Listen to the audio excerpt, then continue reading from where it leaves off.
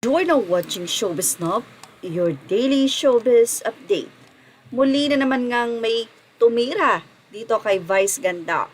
Walang iba kundi ang abogado na si Atty. Topacio.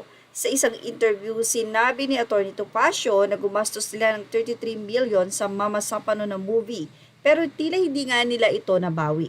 Ayon kasi kay Atty. Topacio, dito sa Pilipinas ay ang mga walang katuturan ng movie daw ang tinatangkilik at pumapatok.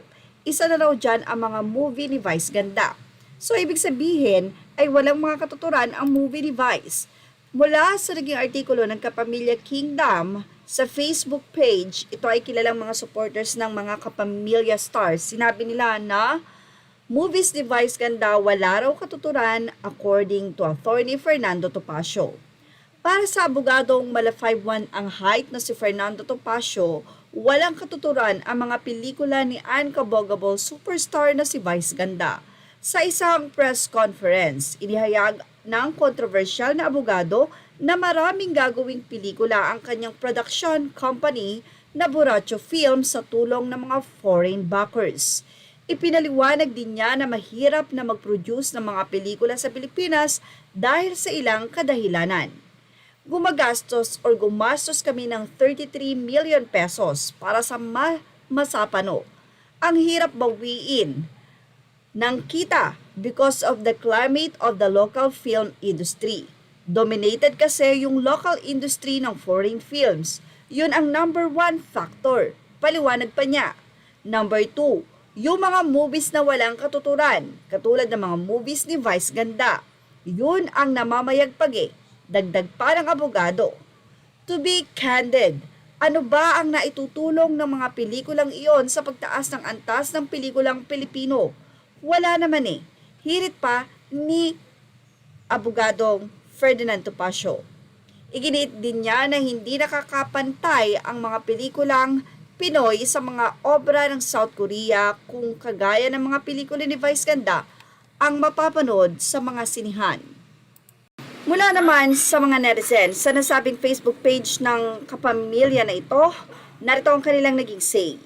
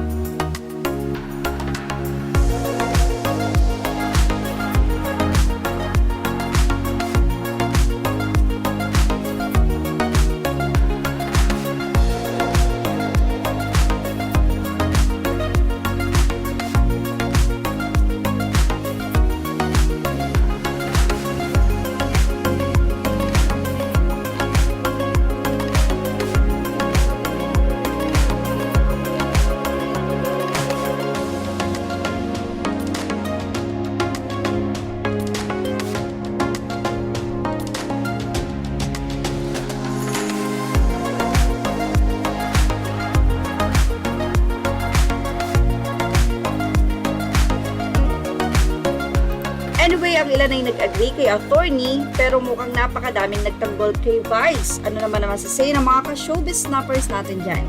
Ilagay na ang inyong opinion sa ating comment section. Images are all credit to the rightful owners and thank you for watching Showbiz Now.